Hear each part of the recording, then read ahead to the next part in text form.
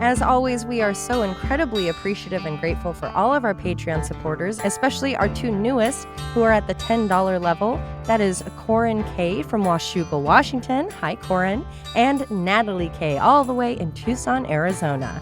We appreciate you guys supporting us so much. And if you would like to hear your name on the air or get an Instagram shout out or just get our bonus content, which there is a lot of, you can go to patreon.com and just search Murder in the Rain. And Corin K and Natalie, if you guys want to hear my version, that was not very good. We'll put it on Patreon. Put it on Patreon, baby.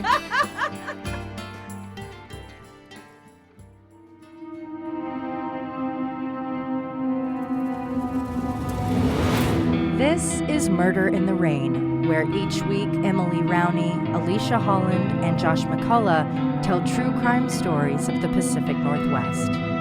Murder in the Rain contains graphic content. Listener discretion is advised.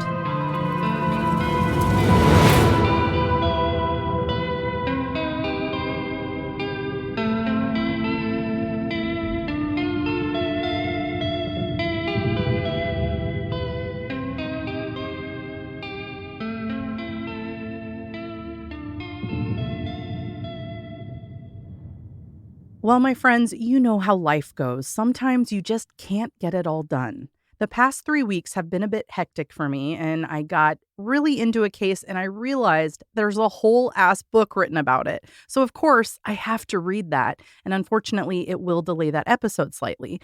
But not to worry, I've pulled one of my favorite Patreon episodes for everyone to hear. This does not take place in the Pacific Northwest. It's actually a case from South Africa. So please enjoy and remember that our Patreon members get 2 extra episodes a month at the $5 level or higher. And I promise I'll be back with a new case for my next episode, and of course, it's a doozy.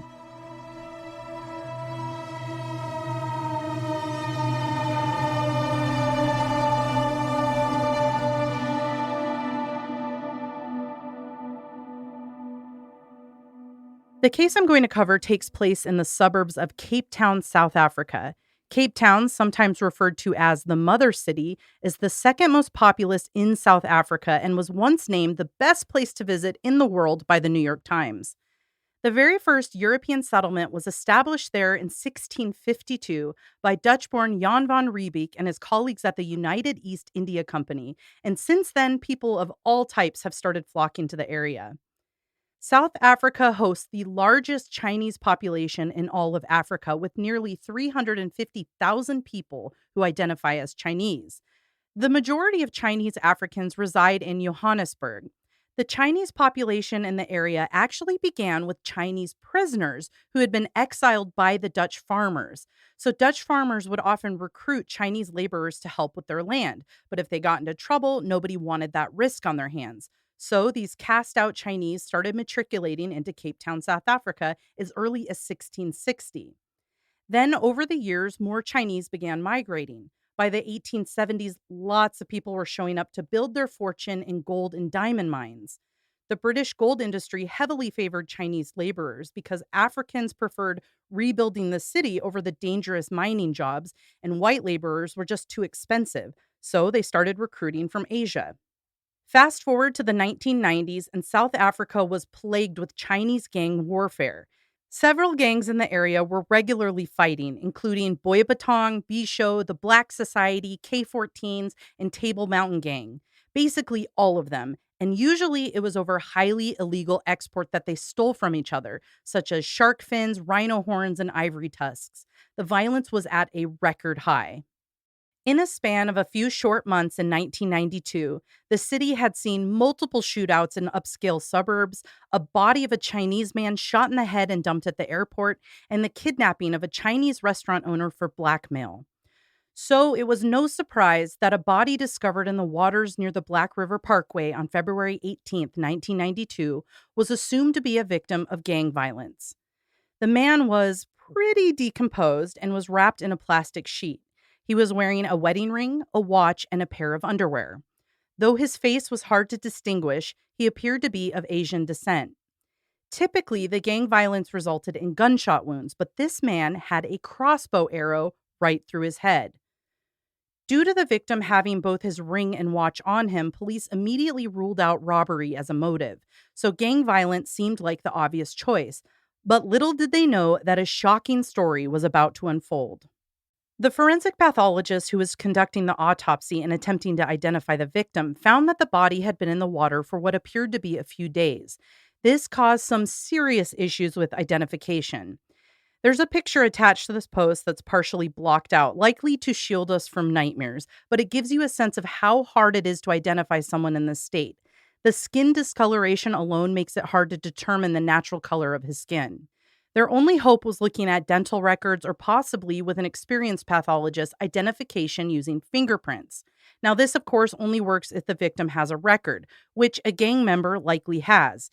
In this victim's case, his epidermis was coming away from his body. Before we move along into the case, I want to take a minute to talk about fingerprinting.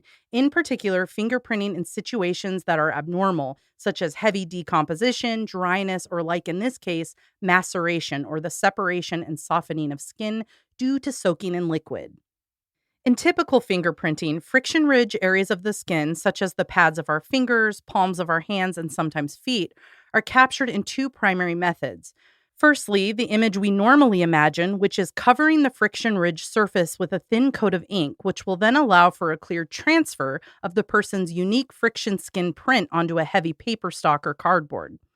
There's now a digital way to record fingerprints as well, where rather than using ink, the subject's friction-ridge surface is scanned, creating a high-resolution image.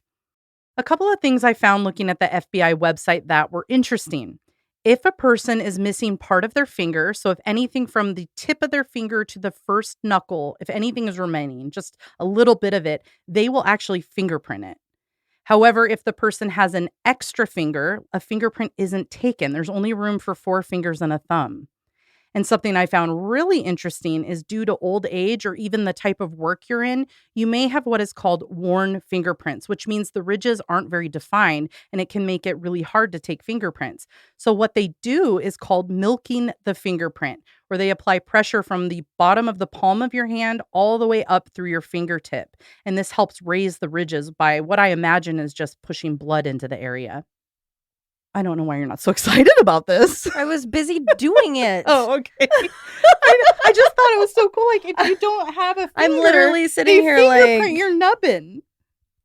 Fingerprinting isn't always easy. A lot of times it's being done not to a criminal who has been arrested, but to a person that may have already died and needs to be identified. There are times where they've died in a very gruesome fashion or possibly have been dead for a long period of time. In some cases, different techniques need to be used to collect fingerprints. If the deceased is in good condition, fingerprinting isn't much different than it would be with a live person. However, the fingers need to be straightened, which can be a challenge due to rigor mortis. If a person is a bit further along in decomposition, the skin is much softer and delicate. Care is taken to gently apply ink just to the pad of the finger and oftentimes just taken on the glove of the technician rather than on a fingerprint card. Solutions concocted of up to 15% formaldehyde are used to firm the skin up a bit to allow for a better state to fingerprint. Using this method most often results in the skin being removed and set aside inside the solution for several hours. In cases where the deceased is dried or desiccated, rehydration of the skin is necessary. Typically, hands and feet will be completely removed so that they can be soaked in a chemical rehydration concoction made with a silicone agent. If the body has been submerged in water for long periods of time, the outer layers of the skin, or epidermis, separates from the lower layers of the skin, the dermis. Sometimes it's not damaged and can be wiped with alcohol and printed as normal. But in others, like that of our victim found in the river, the skin of the hand can be completely degloved or removed in one piece. Sometimes the skin stays pretty intact, making the prints a little bit easier, but oftentimes the skin takes on so much water that it becomes much larger than normal, up to 33% larger than when we're alive. This can actually still be printed and searched in the database, but it may not yield a result, so they would just set it aside, let it dry, and try it again. Whether the prints are scanned digitally or taken with ink and paper, they do end up being scanned into an automated fingerprint information system, or AFIS. AFIS allows state law enforcement agencies to compare prints collected against known prints in the system.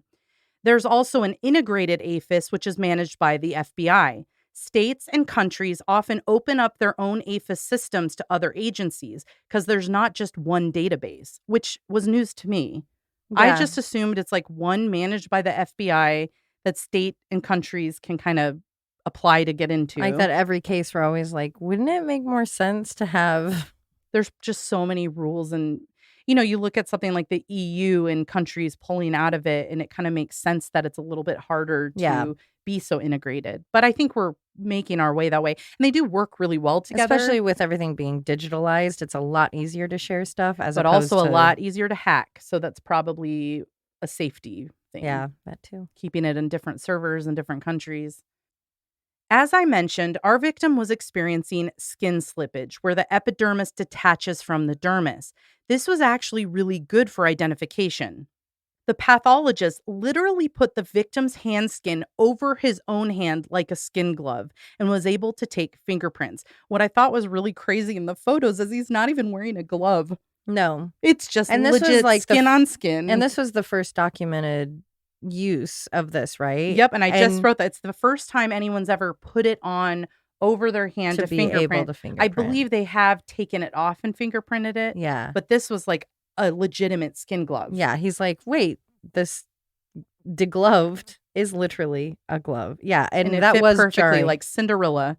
And thanks to Magellan for all the photos, because then they did show the picture Wow. of this doctor who And was we like, will have them for you. and his attached to like this. sweet little South African accent, or he was from somewhere else. Yeah, he might have been German or Yeah, and he's Northern like, and European. so I just put it on my hand and took the fingerprints, and it's like, And you didn't even want a glove I on that? imagine he's told the story 500 Oh my times, God, but he's it's his still party just story. as delighted with it. Yes. So they deglove him, they put it on, they fingerprint, 45 minutes, bam, they have a match. And his name was Victor Graham Chatburn from Kraaifontein, a northern suburb in western Cape Town. Though Chatburn had a record for theft, thus why his prints were in the system, this was definitely not a Chinese gang member. Right away, police began to consider who in Graham's life would have killed him and began interviewing everyone close to him, starting with his wife. Louisa Chatburn, who was 17 years younger than Graham, had previously been married to a man named Fanny Dutoit. The pair got together when Louisa was still in school. They had 2 daughters and were married for several years. But in 1989, Dutoit committed suicide using a gun owned by Louisa. 2 days after the suicide death of her first husband, she met the twice-divorced father of 5, Graham Chatburn, through her church. Their relationship developed like a summer romance in the Big Brother house. I'm talking 0 to 60, and the two were married within 4 months of meeting. This was in December of 1989. Louisa's newlywed happiness faded as she realized that the financial security she so desperately wanted wasn't available when Graham lost his job. Louisa left Graham, filed for divorce in 1991. Graham tried to win her back, and eventually he succeeded. Later that year, they were actually remarried. It's just jarring that they got together after 4 days, that her husband killed himself. It's not like... Two, they met and got right together. So it's like, it's not a judgment of, oh, they got together so fast, but it's just, okay, if you were happily married and he just died, I mean, you haven't even buried him. Yeah. You're either in such crisis mode that your brain is not working correctly and you're just grabbing the next thing for comfort, or you might be sociopathic and you're like, oh, who died? Well, some people yeah. have theorized. So Graham had been recently divorced again, and I think his daughter even said he was severely depressed. He really missed being married, wasn't happy. So he was susceptible to a younger, beautiful woman, beautiful in quotes, wanting his attention, And from her perspective, I agree. It's either going to be you're deep in grief and you don't know what's going on. You're just looking for comfort. Or, perhaps there's something severely wrong with you and you're actually on the hunt like a black widow or something. I wonder which one it will be. I wonder. When police contacted Graham's family to notify them of what they've learned, his wife, Louisa Chatburn, told them that her husband had left the home at 6 a.m. on February 16th to go for a walk. He didn't return, so she filed a missing person report. There had indeed been a pervasive search for Graham in progress, with many of his family members involved. She said that when he left, he had been fully dressed. This would mean that his clothes would likely be somewhere between his house and the river where he was found, but no item was ever recovered. Investigators questioned the story that the wife was giving, so they kept digging. They learned that Graham often slept in his underwear. This indicated that it was highly likely he had been asleep when he was shot with the crossbow, as his body was found only wearing underwear. A discarded crossbow was found hidden in the Kraaifontein BMX track. This is roughly 5 miles away from the Chatburn residence. Within a week, Louisa was arrested for murder. She quickly offered up what happened. She confessed that her husband had asked her to buy a crossbow, and that she did, and they stored it in their attic. Early in the morning of the 16th, she claims to have walked into the kitchen to find her husband holding the crossbow with a very strange look on his face. She asked him to put it down, and when he didn't, she tried to take it from him, which resulted in an accidental shot to his head. She then went on to say that she was panicked, and rather than call for help, she undressed him, wrapped his body up, and dragged him out to her car, where she loaded him and the crossbow in, drove to the river, and dumped his body. She claims to have washed the blood from the kitchen and the clothing. This resulted in the officer bringing in a forensics team to search the home for blood. They did not find blood in the kitchen. However, they did find blood in the bed, solidifying their theory that Graham was shot while he slept. Do you know what else they found? What? Paperwork in the back seat of their car. Paperwork that was insurance policy paperwork, which detailed Graham's life insurance was $125,000. That was a lot of money at the time, and that was a clear motive right there. I like to, in the show that we watched, that she said her whole concern, like the reason that she hid his body, was because her husband had died of suicide.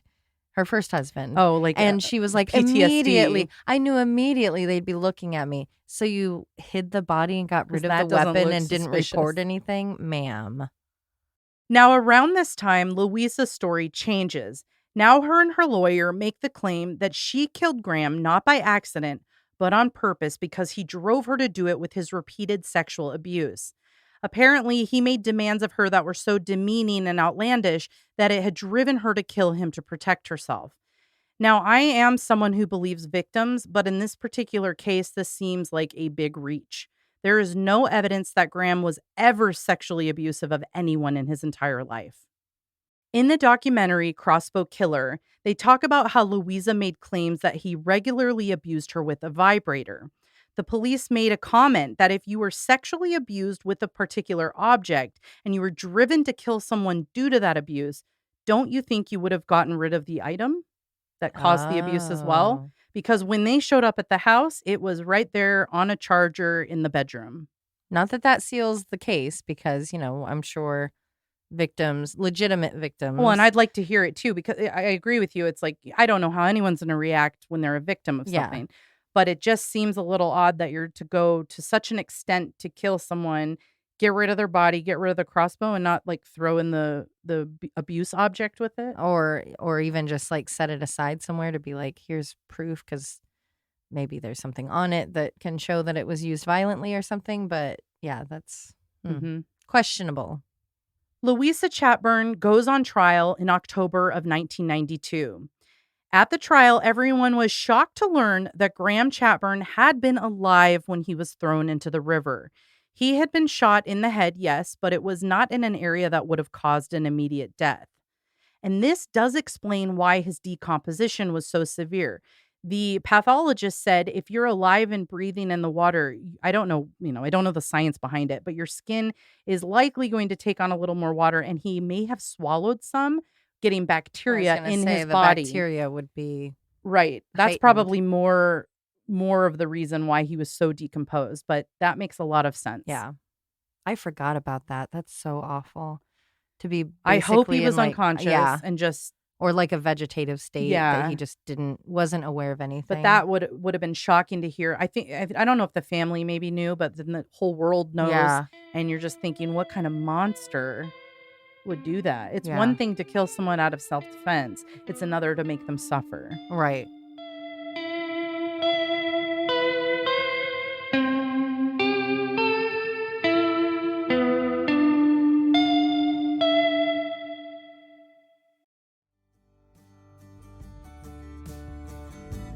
Keraloha is the original for luxuriously soft and sustainable bedding, bath, and apparel made from bamboo viscose. Keraloha offers multiple styles and sizes in a magnitude of colors, so you can match your perfect style. Personally, I'm a stan for their sheets. I love my Keraloha sheets because they're so soft and luxurious. It gives me even more of a reason to stay in bed longer.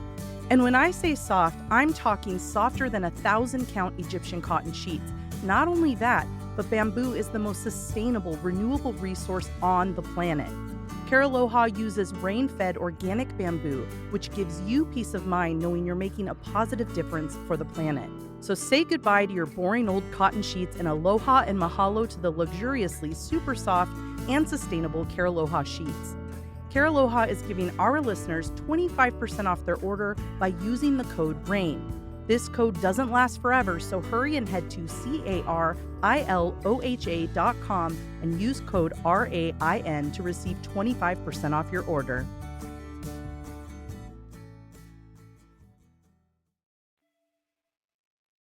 Throughout the proceedings, everyone learned of Louisa's previous husband's now suspicious suicide. The details around her purchasing a crossbow, the blood found in the bed, Graham's proclivity of sleeping in his underwear, which happens to be what he was found wearing when his body was recovered. Needless to say, the state had a pretty solid case against Louisa. The argument on Louisa's side was still that the sexual abuse drove her to murder, but the state prosecution had other ideas. You see, they had done a lot of research, and at everyone's disposal is the actual murder weapon, a crossbow. Anyone that knows anything about crossbows knows that it's a very difficult weapon to load. My dad and sister both enjoy crossbow hunting. I don't know why. And they had to go buy them, and they ask your height and weight because cocking the arrow into place can be challenging if it's not the appropriate size for you. In fact, this particular crossbow that killed Graham was like picking up 185 pounds. Now, I'm not sure if anyone's mind has gone to this yet, but it's theorized that she did not load the crossbow herself. It was either preloaded, which is a very weird way to store a weapon, or someone loaded it for her. At Louisa's side for the entire trial was a pastor by the name of Gerard Erasmus. He was so unwaveringly supportive that people began to assume that the pair had been having an affair, and he was potentially the one who loaded the crossbow for her. Now, there was no physical evidence directly indicating that he had any involvement, but a woman named Elizabeth Cooper, a friend of his, testified that she had, in fact, overheard Louisa and Gerard speaking to each other about his role in the murder, and that he was there in the bathroom while she killed her husband.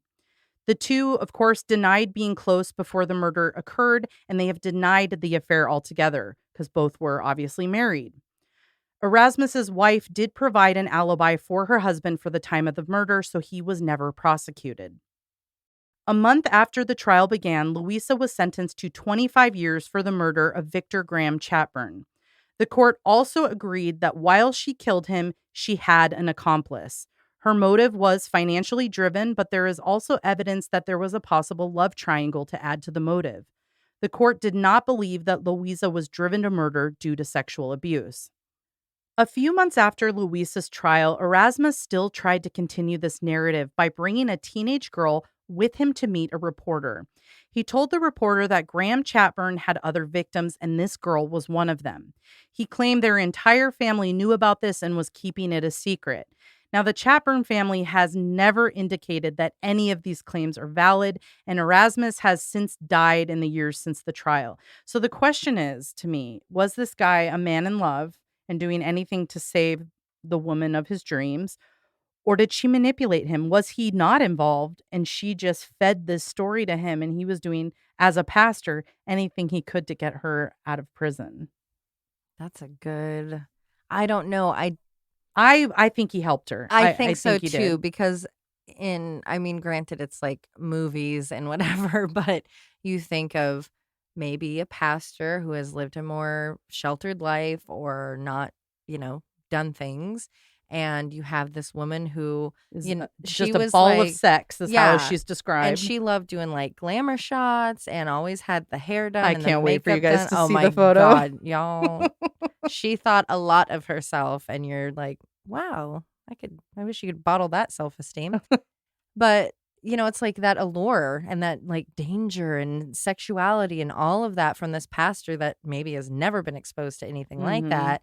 And next thing you know, you're involved. Well, I didn't do anything. I just lifted a body, or I didn't do anything. I just, I just cocked a thing. I didn't do anything. That to me kind of makes more sense than just suddenly being enraptured by her and like, oh, I'll be by her side through everything. I agree. Louisa was eventually up for parole, and she had a very good chance of getting out. While in prison, Louisa did well. She received an award for being a model prisoner. Her fellow prisoners even looked up to her as a role model. In the parole meeting, they asked her who helped her kill him, because everyone knows what the court says goes. So when you go up for parole, they ask you to basically tell them what you did, right? Have remorse, say what you Take did, move on with ownership. your life, right? So they gave her that opportunity. They're like, who helped you? And she said, I did it alone. So the family was mad. The parole board, I don't know how they let her get away with that. No, oh, okay. Okay, I accept it. But the family's like, no. The court has deemed this a murder, but she had an accomplice. And she's not telling you that. She's continuing to lie. So she continued to lie. However, with her fantastic record, she was released in September of 2007. And she would embark on a life outside prison, but on a strict parole until November 2015, which actually is pretty decent. I have not really seen a case where the parole is longer than 3 years. Yeah. I don't know if we do that in the U.S.? Oh, yeah. We do. Mm-hmm. Well, what's interesting about that is she was required to have a regular meeting twice a year with the parole board so that they could check up on her. And also she had to see a psychologist regularly for the first 2 years of that parole. She was also regularly working with the pastors in the Restorative Justice Program, an organization that tries to connect victims with the perpetrators to kind of air things out, move on with your life, and get some redemption. In 2015, just 1 month after her parole ended, she married a man named Hein Bruin. The pair met through a mutual friend while she was in prison. So this man and her are writing. He eventually comes to meet her in prison, and it just blossoms. And when she gets out, they continue dating and they get married. Hein died on March 14th, 2017, after 2 years of marriage. And I know you're all thinking it, but we do think the death was natural. He was diagnosed with cancer in the fall of 2016. Now, one of the things I didn't bring up in this case that I thought was really cool in the documentary was the daughter's involvement. Mm-hmm. So Jennifer Chatburn, Graham's daughter, he lived with her when he started dating Louisa. So the two of them, he had other kids, but the two of them shared a house. So she had a lot to say. She provided a lot of evidence. Things like Louisa saying, I got the crossbow for Christmas. That was one of her arguments. Oh, I forgot about that. And Louisa said, no. Christmas was a huge deal here, and there was never a crossbow under our tree. Yeah. So she was able to kind of provide this external view of all of these things that happened for the duration of the marriage. But also, I found it really touching, her involvement with the Restorative Justice Program. Mm-hmm. Did you want to maybe share kind of your thoughts on that? Yeah, it was really great to see because, it was so shocking to the family that even she was like, wait, murdered? What? Like, she didn't expect that. And she sided with the stepmom for a while. She said there's no way she could have done this. Yeah. And, she just had this she presented herself with as being one of those people with that energy you just want to be around, like passionate, but composed. Empathetic. Yeah. And that she was part of pushing for the restorative justice, which is where you have a pastor and the victim or the family of the victim and then the perpetrator, and you sit and you kind of talk it out, and the pastor was talking about how it kind of provides a form of closure. You get to ask those questions you normally wouldn't get to. And it's a safe space because they're not in court. They're not going up before a judge and being, getting a sentence added to because of this. It's a perfect opportunity to tell the truth. Yeah, it's just a one-on-one personal interaction. And now the daughter goes to prisons and she shares her story of losing her dad. She said she always starts with a regular picture, if you will, from I think it was from their wedding. Yeah. And just be like, here's my dad, a happy guy. Like, we were so close. Now look at him. Yeah. And then she cuts to the really horrific bloated picture from the river. And she's like, and this is what I was left with. and she talks to these really hardened criminals and says, this is, you think you're just, oh, I did this action and I have the consequence of it. Mhm. And it's like, no. You have your consequence. Right. Here's my consequence that I have to live with. So it's really cool to see. She's not doing it even. It was never like shameful. No, 'cause it's she ends truly up a way to hugging help them. these people. Yeah, it was so beautiful to see in the It's show. selfless. Yeah. And I think that in the end, it makes her feel better about her own loss. Yeah, she was saying how it's like I've turned it into something good, and she's Right. like, I look these killers in the eyes and I hug them, and Because she didn't get that from her Yeah. stepmom. Her stepmom refused to tell the truth. Mhm. So by doing that for other families, she knows those people can move on with their lives a little more easily than she could have. Yeah, and then she like went and got a degree in like criminal Yeah. justice or so. So now she's like, oh, I get how that lady is. That's why she lied to us. She's trash, whatever. Yeah, she thought maybe it would help me understand the situation a little more if I Yeah. can get the mindset of the criminal. Yeah. And I just thought that was a really unique and thoughtful way to tackle a horrible situation. Mhm. And really beautiful stuff to It come was. from It was something touching. so And I ugly. definitely teared up a little bit when we watched it, but I highly recommend it. I thought it was beautiful. Yeah. But I of course, it can't be an Emily episode without more facts. So I Woo! have some more interesting notes about fingerprinting and how it ties into my life. So firstly, fingerprinting was invented by a Scottish doctor named Henry Faulds. Henry was born in 1843 in Scotland. He went to college, became a physician. He was a medical missionary and did a bunch of really amazing things. He did this medical mission to Japan and introduced antiseptic to Japanese surgeons. So they were like doing surgery without antiseptic. And he's like, hey, this could actually make people stay alive. Wow. Let's try this. So then he also helped to found a society for the blind there and set up like lifeguard stations along the canals just to help like decrease the number of drownings. Like this guy was balls to the Yeah, walls. why haven't we heard about this guy? Well, I'll tell you what. So get this. He goes with a friend, an archaeologist named Edward Morse, to a dig where they're examining clay fragments. And as he's looking at the clay, he's noticing his own fingerprints. And he's like, wait a minute, my fingerprints are different than my friend's, and none of us have the same as our other friend. And he realizes they're all different. So legend or the internet has it that after this happens, he has a break-in at his hospital where he works, and the police arrest one of his employees. Now, he's adamant there's no way this person had done this. So he goes in and he fingerprints his hospital and shows them that the fingerprint of the person who broke in is different than his employee. And the police were like, wow, this guy is believable. They end up letting the employee go. So then he kind of like, wow, this could work. Like we could solve crime with this. So in the end, he basically just believed you can identify a person by their fingerprint. And he wanted to promote this idea to other people. So he tried to get support from Charles Darwin, who for some reason I think is like in a different year altogether than this guy. But Right. it seems like so much older, but they're peers at this point. Yeah. And Darwin's like, no, thanks. I don't want to get involved. I'm really into birds. So I got this turtle thing going on right now. I can't. But what he does is he sends the info to his friend, Francis Galton, who took the idea to the Anthropological Society of London. Now you're thinking, oh, awesome. That's really great. No, he takes the idea for himself. Pulls a Tesla. Yeah. And So what's his name? the thing is, Faulds had published an article in the scientific journal Nature in 1880. So he had proof that he's the one that invented it. But Faulds, he's the one that gets credited for years to come. So then let me bring you to the now. I'm at dinner with my former CEO, and he mentions how his great-grandfather, Vucetich Kosovich, invented using fingerprints in crime. And I was like, no way, No. that's not possible. So I fact checked it and it's true.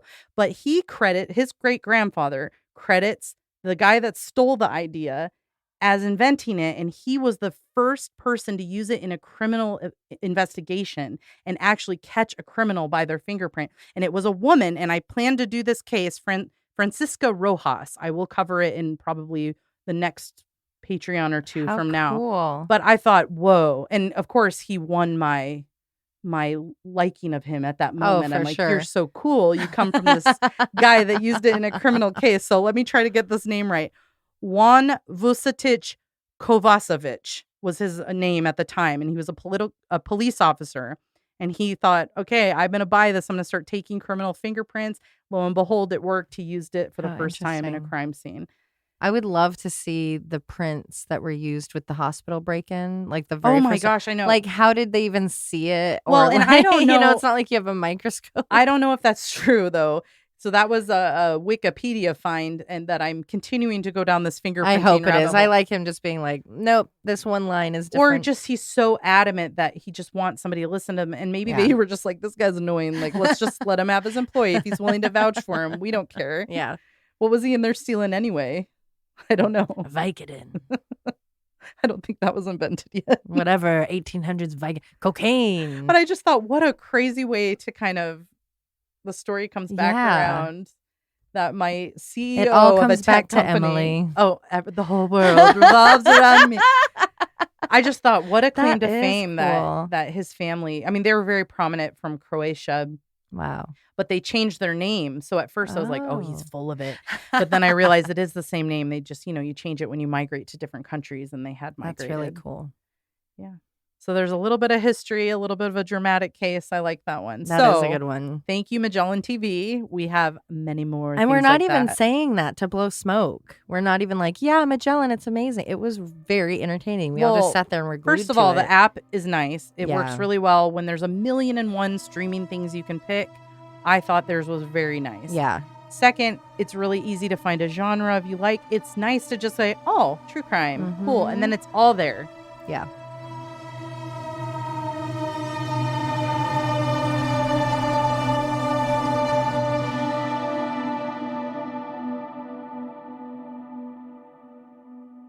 I have some exciting news to share.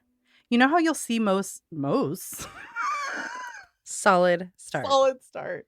Very, very I have professional. Some exciting news to share. You know how you see most. Goodbye. 14 Episode words. over. Hey, you fuck off right now. Rebeak. Okay, that sounds right. It doesn't, but it does. It's Dutch. Oh shit, wrong one. Oh, nope, that's the wrong one. What? Hey guys. Hi. You sounded like a frog. Who, her or me? You said Ribic. Oh. Ribic. Sorry that took so long to get to. No, it's fine. Comedy isn't about timing, so. Just, tomorrow call us and let us know what other jokes you came up with. Oh shit, she burned you. She never burns you. That was great. Yeah, you little idiot. In 1652 by Dutch-born Jan van Riebeek. Fuck. Riebeek. James Van De Beek. Yeah, that's helpful. Sorry, one more time. The very first European settlement. Nope, 3 more times. I swear I practiced this. But little did they know that the shock. I'd like you to save that cut up. Don't you want a real girl with real slip-ups to read this for you? Just a reel of me. Nah. But then, oh my God, I have this one video that just keeps going viral. Oh, it's so hard to be me. But anyone that knows anything about crossbows knows that it's a difficult weapon. Oh, dear God. It's a difficult weapon to shoot somebody. What is with. happening? Just do the whole story like that. Nova Scotia, some people just sound Canadian, whereas other people Look you at do England. not understand England has them. like 45 Oh accents. yeah, it's based on the kind of. Boy, I'm from that street over there. Oh, I'm from that street there. Murder in the Rain is a Cascade Media production, written and hosted by Emily Rowney, Alicia Holland, and Josh McCullough, edited by Josh McCullough. You can always contact us at murderintherain@gmail.com or through our website, murderintherain.com. If you just can't get enough of Murder in the Rain, for as little as $5 a month, you'll have exclusive access to bonus episodes at patreon.com. You can find us on all of the socials, and for more true crime, follow at @M_Murder in the Rain on TikTok, and you can also listen to Alicia and Josh on their other show, Always Be My Sisters. And suck my balls.